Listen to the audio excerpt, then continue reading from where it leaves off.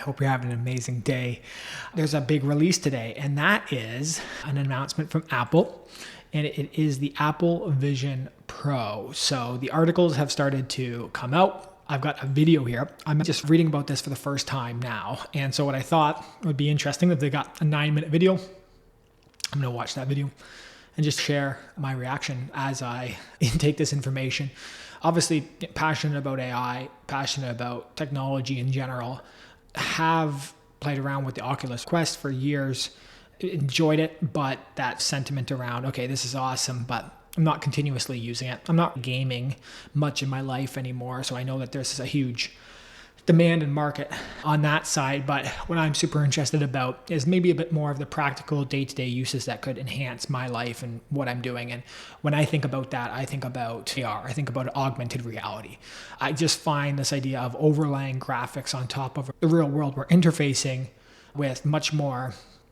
It just seems like there's a lot more opportunity there to do something meaningful in some context versus the experience in VR, which is fully encompassing. And obviously there's some amazing changes that are happening right now across the spectrum of all technology companies who are producing VR and AR. One of them, I believe, what I'm about to dive into here, is that there's like a switch where you're toggling between AR and full VR, which if executed well is super exciting. Now, the other thing that is sticking out to people is this price point. So $3,499 USD. I was trying to highlight this page. Apparently I cannot, which is pretty damn expensive. Apple products already generally expensive. And I know you think that you are getting cutting edge technology, but with cutting edge technology, I often find that you're paying for that cutting edge and you're 2-3 generations later, you are then reaping the benefits of that.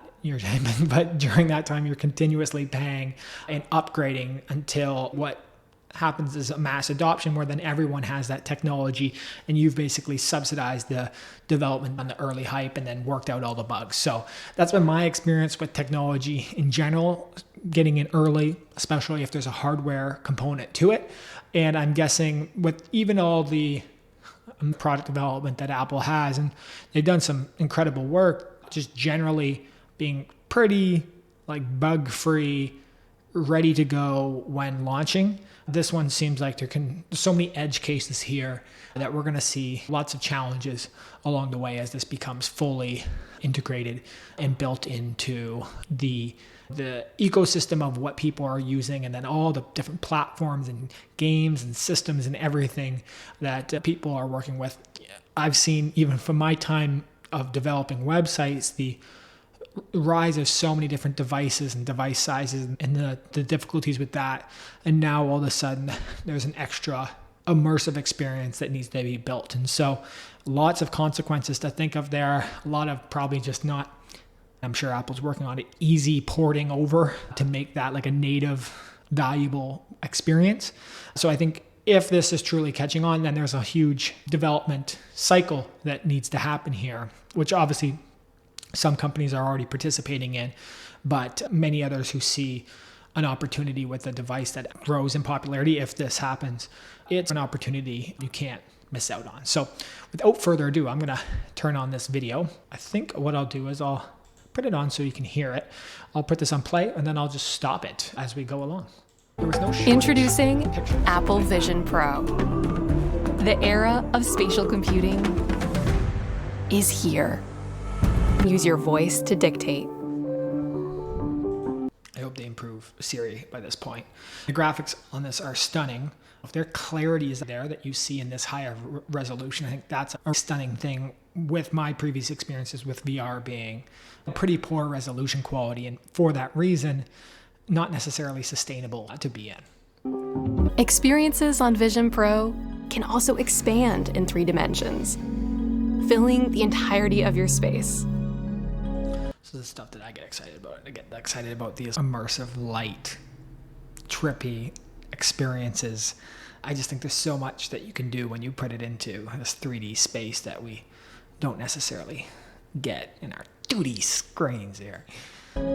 The web comes to life at fantastic scale.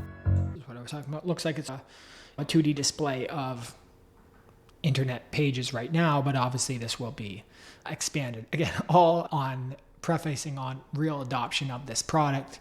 Whereas we've seen in this macro environment and market that some of the Meta, I think specifically Meta, their virtual reality, everything dreams, I don't think are gone. I think they're just at least not, pushed to the surface and highlighted because of some of the pushback by shareholders and things like that. I'm not sure if Apple is going to fall under that same pressure, or if this release, if everything here is such a powerful announcement and compelling vision for the future that even though there's going to be a huge investment into it, that the shareholders and people supporting the company and the employees are willing to contribute to make that vision happen. And Safari expands so you can see all your open tabs. It seems like there is this focus on keeping the experience similar to what we've experienced on PCs and personal computers for a long time, switching tabs and things like that, because it is such a novel UI that we're interacting with for some people, for a lot of people. Maybe not yet because the technology is so expensive and only the people who have interacted with VR and AR before are the ones going to be buying this. But that idea of not having this steep learning curve, which can create friction and churn for the product and then leave other older VR devices sitting at home unused, it can stop that by making these experiences much more familiar to what we're used to on our PCs, which is, I think, an important focus for them. FaceTime looks and sounds amazing in Apple Vision Pro. It reminds me of Mark Zuckerberg, which he got maligned for, was like the greatest challenge is putting like computing power into a stylish set of glasses. And even this little demo was so awesome, but you're still wearing ski goggles at the end of it. Now, we do lots of silly things for advantages in our life. Sometimes they're just like stylistic wearing outfits and things.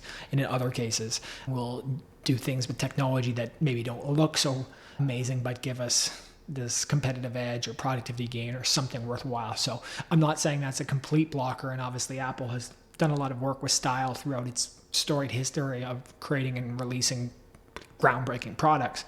But at a first glance of what I'm seeing here, it's still a little hilarious to see people in basically ski goggles in day-to-day life. No matter if I know they're on a FaceTime call with me, I'm still going to have a little bit of a chuckle. But maybe I'll also be excited and impressed and curious. In Apple Vision Pro, you can also transform your space. Beautiful environments let you extend beyond the dimensions of your room. All right, I like that. I like the ability of turning any wall or floor or anything into this immersive experience. So I think it blends this beautiful mix of productivity and gaming and entertainment. And then just for me, maybe a little bit more of a meditative element to it, which, I mean, there's obviously just, hey, Tyler, go outside, look at the stars, look at the sky. But I think there's a lot of interesting things you can do here. I know I'm down this journey of like immersive rain walks. And if I could put that through this, even, that appeals to me. It doesn't look that bad. It almost has a Yeezy-like design with the little frills, little bars here at the back side, which people like.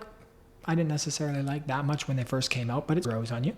I like that was a pretty little detailed section on how it looks, how it feels, comfort. Yeah, and just selling that feature or the idea that you can continually wear it without uncomfort, the lightweightness of it, all of that. Obviously a huge part of making this a true selling proposition for the product. So what they're saying here is this is a very high resolution and density with some pretty novel innovation that made this possible. And we've seen crystal clear images throughout this video and just elaborating on how they've done that and that you can come to expect that when the product ships. Personalized sound is delivered directionally to your ear. Yeah, this I thought was interesting. I thought it might be over the top into your ears, but there's been so much innovation in sound that's not necessary. So spatial sound, vibrations, basically manipulating you to think sound is coming from different positions. That's super exciting. The era of spatial computing is here. This is Apple Vision Pro. Massive budget on that video. I would say I can't imagine how much care was put into everything there. I'm gonna be honest, if it works like that, then it's a very exciting thing. Now, Do I have high hopes for it? I don't know. I like that it's actually going to execute on it, because we've seen so many big releases even botched by hardware issues. I think of a lot of video games that are super hyped, massive AAA games that have been just destroyed by buggy releases. And then there's also this idea of social adoption of this product to drive even more desire to use it. And the price tag, competitors, the Quest, which has been around for several years, and while some people are not detractors or it didn't really create the impact and long-lasting usage that they maybe hope, still have a level of trust built up with the brand. And obviously Meta over there is moving very quickly with innovations to that product to make it match or maybe surpass Apple. I don't know, when we look at the two together side by side of Meta's upcoming releases, where these are going to stack up. And so would love a little bit maybe more of a breakdown of that. This is a first reaction for me taking a look at this. Release date, early next year, starting in the US with more countries. If this is adopted, and I think like they're just going to push so hard on this vision that it will drive adoption at some point. It might not be this cycle. It will be at some point. This is going to take place. And if there is going to be a company that does it, it will most likely be Apple, Meta, Google, Amazon, the ones with the resources to do it. And Apple, obviously, again, with this history of hardware design, maybe having somewhat of an advantage in this race, as well as a lot of great things coming with chip development and internal hardware development to make these systems run even better, and specifically for the systems that they're creating like this. There was a lot of cool things. It was a great video by them overall that showed their vision in a very compelling way that I'm on board. I see a vision of the future where this exists. I think it's a pretty exciting vision. I think that vision might not be as immediate as Apple would like, or some people think it is. But again, as we see more adoption, as we improve the design, improve the price, there is this convenience factor, there's this cool factor, there are these driving forces of inevitability for the kind of technology like this. Oh, I'm losing battery, so that means it's time to go. In the end, I would just love to hear what you think. I'm still reacting to all this information and stimuli. I hope you enjoyed some of the video, maybe some of the insights I gave, if any. Appreciate you checking out the video. Excited to make more. And I hope you have a wonderful rest of your day. Bye-bye.